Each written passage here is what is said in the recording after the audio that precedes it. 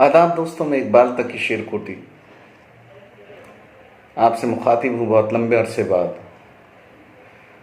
اور جیسا کہ آپ جانتے ہیں کہ ہمارے دیش کے، ہمارے وطن کے جو حالات جو پشو پیش میں چل رہے ہیں، اس کے مد نظر اپنے ہم وطنوں سے اور خاص کر مسلمانوں سے کچھ باتوں کو شیئر کرنا یہاں ضروری سا ہو گیا ہے۔ میں بتانا چاہتا ہوں اپنی اس ویڈیو کے مادھیم سے، اس ویڈیو کے ذریعے سے کہ اے مسلمانوں، اللہ جو ہے وہ رب العالمین ہے، رب المسلمین نہیں ہے۔ اللہ پوری کائنات کا رب ہے، اللہ ہر انسان کا رب ہے، ہر چرند پرند کا رب ہے اللہ تعالیٰ۔ وہ صرف مسلمانوں کا رب نہیں ہے، وہ ہر مذاہب کو ماننے والوں کا رب ہے۔ اللہ نے ہی تخلیق کی ہے سب کی، تو اللہ سب کا رب ہے، صرف مسلمانوں کا رب نہیں ہے۔ یعنی کہ اللہ رب العالمین ہے، رب المسلمین نہیں ہے۔ رب العالمین ہے، رب المسلمین نہیں ہے۔ تو اسی طرح سے ہم حضور اقدس صلی اللہ علیہ وسلم کو اللہ کا آخری نبی مانتے ہیں، آخری پیغمبر ہم اللہ کا مانتے ہیں حضور اقدس صلی اللہ علیہ وسلم کو۔ وہ خود حضرت محمد صلی اللہ علیہ وسلم کے اپنے مشن میں کامیاب ہونے کی اگر کوئی وجہ معلوم کرنا چاہے تو وہ ہے نرمی۔ اس کی گواہی خود اللہ نے دی ہے اور فرمایا ہے کہ اے نبی، یہ تمہارے ساتھ اللہ کی خاص رحمت ہے کہ تم نرم مزاج ہو۔ اگر ایسا نہ ہوتا، یعنی اگر آپ سخت دل اور سخت مزاج ہوتے، تو جو لوگ آپ سے چمٹے ہوئے ہیں وہ سب آپ کے قریب سے چھٹ جاتے ہیں۔ اس لیے اس خوبی کو اور پروان چڑھاؤ اور اسی روش پر قائم رہتے ہوئے، ان کی غلطیوں سے درگزر کرتے ہوئے اور ان کے لیے مغفرت کی دعا کرتے رہو۔ یہ اللہ فرماتا ہے قرآن میں۔ خود رسول اللہ صلی اللہ علیہ وسلم نے فرمایا کہ اللہ خود نرم ہے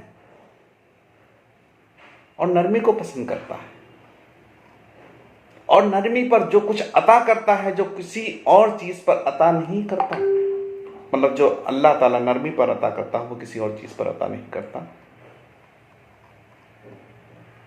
حضرت محمد صلی اللہ علیہ وسلم کی پوری زندگی کی تعلیمات اور عمل کا اگر کوئی نچوڑ معلوم کرے تو وہ ہے عفو، یعنی معافی اور درگزر کر دینا۔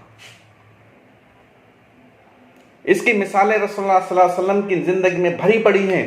آپ کی پیاری بیوی حضرت عائشہ رضی اللہ عنہا اجمعین فرماتی ہیں کہ آپ نے اپنی ذاتی غرض کے لیے کبھی کسی سے انتقام نہیں لیا، کہ حضور اقدس صلی اللہ علیہ وسلم نے اپنی کبھی کسی ذاتی غرض سے کسی سے کوئی انتقام نہیں لیا، اور یہ حدیث میں واضح ہے۔ موقع آنے پر اپنے بڑوں سے بڑے دشمن کو بھی معاف کر دیا۔ ابو جہل آپ کا سب سے بڑا دشمن تھا، اور اس کی موت کے بعد اس کا بیٹا اکرمہ دشمنی پر اتر آیا، اور دشمنی میں اپنے باپ سے بھی بڑھ کر جب مکہ فتح ہوا تو اکرمہ کو خود یقین نہیں کہ جس طرح کی تکالیف اور جس طرح کے مصائب حضور اقدس صلی اللہ علیہ وسلم کی ذات پر اس نے ڈھائے ہیں، تو ان کے چلتے ان کو معاف کر دیا جائے گا۔ اسی ڈر سے وہ مکہ سے فرار ہو گیا، مکہ چھوڑ کر بھاگ گیا۔ فتح کے بعد رسول اللہ صلی اللہ علیہ وسلم نے جب عام معافی کا اعلان کیا تو اکرمہ کی بیوی حضور اقدس صلی اللہ علیہ وسلم کی خدمت میں پیش ہوئی اور معافی کی درخواست کی، تو حضور اقدس صلی اللہ علیہ وسلم نے معاف کر دیا۔ بیوی نے جب یہ بات اکرمہ کو بتائی تو اکرمہ کو اس پر وشواس نہیں ہوا، بھروسہ نہیں ہوا۔ بہرحال وہ واپس آیا مکہ اور اسلام قبول کیا۔ رسول اقدس صلی اللہ علیہ وسلم کی تمام تعلیمات کو اگر ایک جملے میں سمیٹا جائے تو وہ ہے تمام انسانوں سے محبت اور سماج میں سلامتی قائم کرنا۔ تمام انسانوں سے محبت اور سماج میں سلامتی قائم کرنا، یہ حضور اقدس صلی اللہ علیہ وسلم کی ساری جو نچوڑ ہے، ان کی جو اللہ تعالیٰ کے ذریعے حضور اقدس صلی اللہ علیہ وسلم نے ایک انسانیت کو پیغام دیا، یہ اس کا نچوڑ ہے۔ پھر یہ کیسے ہو سکتا ہے کہ رسول اقدس صلی اللہ علیہ وسلم نے تو کبھی انتقام نہ لیا، لیکن رسول کو ماننے کا دعویٰ کرنے والے لوگ انتقامی کارروائی کرنے لگے؟ یہ کیسے ممکن ہے کہ رسول تو طائف میں گالیاں سننے اور تکالیفیں اٹھانے اور لہولوہان ہونے کے باوجود بھی سب کو معاف کر دیں، لیکن ان کے ماننے والے، ان کی توہین کرنے والے پر اتنے بے قابو ہو جائیں کہ ان کی جان بھی لے لیں؟ کیا وہ قرآن کی اس تعلیم کو بھول جاتے ہیں جو اللہ نے دی ہے؟ کیا وہ بھول جاتے ہیں حضور اقدس صلی اللہ علیہ وسلم کی اس زندگی کو جسے زندگی گزرنے کا پیمانہ بتایا گیا؟ کیسے زندگی گزار؟ لوگوں کے ساتھ معافی کا معاملہ اختیار کیجئے اور لوگوں کے ساتھ بھلائی کا معاملہ کریے، اور غفلت میں پرور لوگوں سے نہ الجھیے کہ یہ اللہ تعالیٰ نے فرما نہیں دیا، اور یہ کہ نیکی اور بھلائی کبھی بدی اور برائی کے برابر نہیں ہو سکتی۔ تمہارا رویہ یہ ہونا چاہیے کہ ہمیشہ برائی کا بدلہ بہترین بھلائی سے دو۔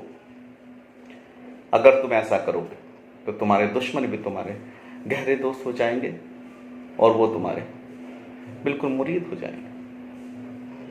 یاد رکھیے، اسلام اس لیے نہیں آیا کہ اس کے ماننے والے تمام لوگوں کو نبی کا احترام کرنے والا بنا دے، بلکہ اسلام اس لیے آیا ہے کہ ہم اپنے عمل سے اپنے سماج میں سلامتی قائم کر سکیں۔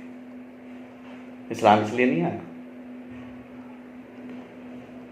خدا اور رسول کی طرف سے لعنت ہے ایسے لوگوں پر جو رسول سے محبت کا دعویٰ کرتے ہوں اور اپنے عمل سے یہ ثابت کرتے ہیں کہ وہ انسانیت کا دشمن ہے۔ لعنت ہے ایسے سب پر۔ تمام انسانوں اور سچے مومنوں کی طرف سے لعنت ہے ان لوگوں پر کہ جو اس جان کو قتل کر ڈالے جسے اللہ نے باعزت اور قابل قدر بنایا ہے۔ یاد رکھنا چاہیے کہ ہر انسان جان کو اللہ نے محترم اور قابل عزت ٹھہرایا ہے، اور یہ قرآن کے اندر واضح طور پر لکھ دیا ہے اللہ تعالیٰ نے۔ لہذا کسی بھی طرح کے انتقام کے جذبے سے کسی انسان کی جان ہرگز نہیں لی جا سکتی۔ جو ایسا کرے وہ انسانیت کا دشمن ہے، اور ایسا شخص جو بھی ہو میری نظر میں، اور خاص طور پہ وہ ہرگز مسلمان تو نہیں ہو سکتا جو اس طرح کا عمل کرے۔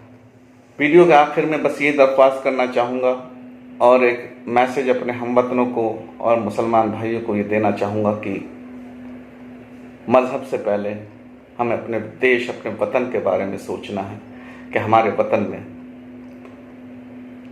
ہر سو بالکل سلامتی ہو، امن اور چین ہو، اور ہم ترقی کے راستے پر گامزن ہوں، نہ کہ ہندو اور مسلمان کی بات کریں، نہ کہ ہم جاتی اور دھرم کی بات کریں، اور نہ ہی ہم مندر اور مسجد کی بات کریں۔ دھرم ہماری آستھا ہے، دھرم ہماری آستھا ہے۔ اگر آپ ہندو ہیں تو ہندو دھرم آپ کی آستھا ہے، آپ اپنے دھرم کا پالن کیجیے، لیکن دیش کے ساتھ دھرم کو مت جوڑیے۔ اگر ہم مسلمان ہیں تو ہم اسلام کا پوری طرح سے پالن کریں اور اسلام کے بتائے ہوئے راستے پر چلیں، اس کی جو بھی تعلیمات ہیں اس پر عمل کریں، لیکن دھرم کے ساتھ دیش کو مت جوڑیے۔ دھرم دھرم ہے، یہ ہماری آستھا ہے، یہ ہمارا وشواس ہے، یقین ہے، ایمان ہے، لیکن ہمیں اس سے پہلے دیش کے بارے میں سوچنا ہے۔